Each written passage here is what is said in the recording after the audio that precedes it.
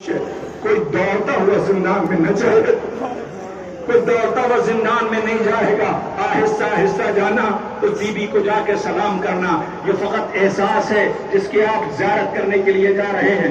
آپ سب میری طرف متوجہ ہو تاکہ میں آپ کی خدمت میں آنسوؤں کی فراش لے کر کے بی بی کے پاس جاؤ اور جا کے سلام کرو، بی بی تمہیں ہم سلام کرنے کے لیے آئے ہیں۔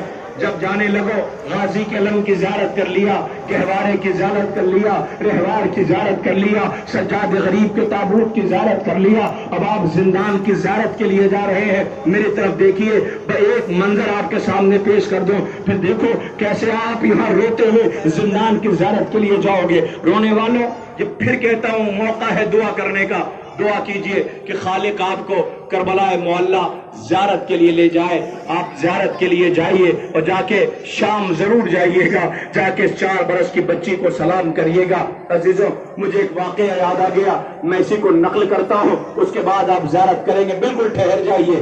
عزیزوں، زیارت کے لیے مجلسوں میں ایک زائر مصائب سنتا تھا تو تڑپ جایا کرتا تھا، اس نے تڑپ کے دعا کی، غازی ہمیں بھی کربلا معلی زیارت کو لے جاؤ۔ عزیزوں، غربت کا عالم تھا، وہ اس کیفیت میں نہیں تھا کہ زیارت کو جا سکے، اس کی دعا قبول ہوئی۔ کسی نے اس سے کہا کہ تم زیارت کو جا رہے ہو، اس کی خوشی کا ٹھکانہ نہ تھا، یہ تنہائی میں بیٹھ کے رویا کرتا تھا، اللہ میں حسین آقا کی زیارت کے لیے کربلا معلی جا رہا ہوں۔ عزیزوں، اب اس نے اپنا سامان سفر تیار کیا، جب یہ جانے لگا تو اس کی ایک چھوٹی سی بچی تھی جو آنکھوں میں آنسو لے کے کہتی تھی، بابا کہاں جا رہے ہو؟ کہ میں آقا کی زیارت کے لیے جا رہا ہوں۔ عزیزوں، وہ زیارت کے لیے جیسے ہی گیا اور نجف اشرف پہنچا، زمین پہ قدم رکھا، بہت دیر تک روتا رہا۔ نجف اشرف کی زیارت مکمل کر کے وہ کربلا معلی کے لیے روانہ ہوا۔ جیسے ہی کربلا کی زمین پہ قدم رکھا، وہ چیخ مار کے کہتا، مولا یہی وہ سرزمین ہے جہاں اکبر کی میت اکیلے اٹھائی تھی، یہی وہ زمین ہے جہاں 4 برس کی بچی روتی ہوئی گزر گئی، یہی وہ جگہ ہے جہاں اکبر نے ایڑیاں رگڑی تھی، یہی وہ جگہ ہے جہاں اصغر کے گردن پہ تیر لگا، وہ ایک لمحہ یاد کر کے روتا تھا۔ روتے روتے اس کی کیفیت یہ ہو گئی کہ اس نے اپنے آپ سے ایک عہد کیا، اپنے آپ سے ایک وعدہ کیا، اور اس نے یہ کہا، اب میں گھر نہیں جاؤں گا۔ کیا سنا آپ نے؟ وہ کہتا، اب میں گھر نہیں جاؤں گا، اب میں گھر نہیں جاؤں گا، یہ کہہ کے وہ روتا رہا۔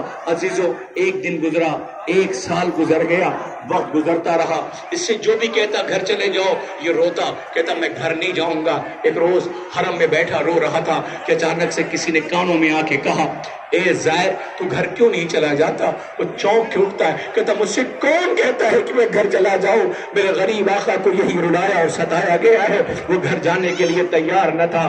عزیزوں، وقت گزرتا رہا، ایک روز بیٹھے بیٹھے اس کی آنکھ لگ گئی۔ کسی نے اس سے کہا کہ سنو، تم نے دیکھا نہیں ہے کہ یہاں ہر لمحہ جنازے آتے ہیں؟ تم اپنی آنکھوں سے دیکھو، یہ ان کے جنازے ہیں جو وصیت کرتے ہیں۔ ان میں سے بہت سے ایسے جنازے ہیں کہ جو اپنی غربت کی وجہ سے آ تو نہیں سکتے مگر تڑپا کرتے ہیں، اور جب مر جاتے ہیں تو یہاں پر ان کے جنازے آتے ہیں۔ اسے تسلی دی گئی، لیکن پھر بھی یہ کہتا ہے میں گھر نہیں جاؤں گا، میں نے ختم کر دیا، 1 منٹ میں زندان کی زیارت کے لیے آپ دوڑتے ہوئے جائیں گے، تو میری طرف دیکھنا اور یہ فقرہ سننا۔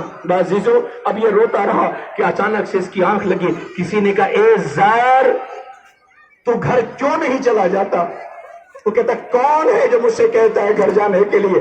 آواز آئی، مجھے اچھا نہیں لگتا۔ یہ رو کے کہتا، کیا کوئی گستاخی ہو گئی؟ کہا نہیں، تو گھر چلا جا، اس لیے کہ جب سے تو آیا ہے اپنی ایک چھوٹی بچی کو چھوڑ کے آیا ہے، وہ روز میرے علم کے پاس آتی ہے عزا خانے میں اور یہ کہتی، میرا بابا کربلا گیا ہے، اسے واپس بھیج دو، جاؤ زندان کی زیارت کو جاؤ اور جا کے اتنا کہنا ہے، ایک بیٹی کا مسئلہ سنا نہ گیا، ایک 4 برس کی بچی جو زندان شام میں رو کے کہتی تھی، ہاں گھر، ہاں مدینہ، ہاں وطن، اے بی بی تیرے حصے میں زندان و قید خانے کی تنہائی ہے، بی بی تو اپنے بابا کو یاد کر کے رو رہی ہے، بی بی یہ جوان رو رہے ہیں، یہ آزادار ماتم کر رہے ہیں، بی بی ان کی رضا کو قبول کر۔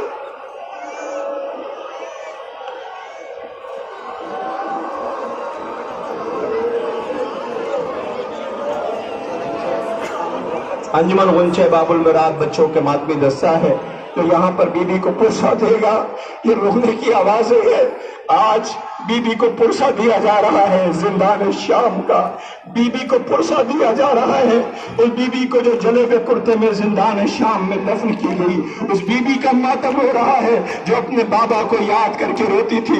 اس بی بی کا ماتم ہو رہا ہے جو شام غریبہ کی جاگی ہوئی ہے. اس بی بی کا ماتم ہو رہا ہے جو کربلا سے شام تک کا سفر طے کر رہی ہے. اس بی بی کو یاد کر کے یہ آزادار رو رہے ہیں جو اپنے حصے کے زندان میں آواز دے رہی ہے. جانے والوں اپنا اپنا مقدر ہے. میرے حصے میں تنہائی ہے, تمہارے حصے میں وطن ہے.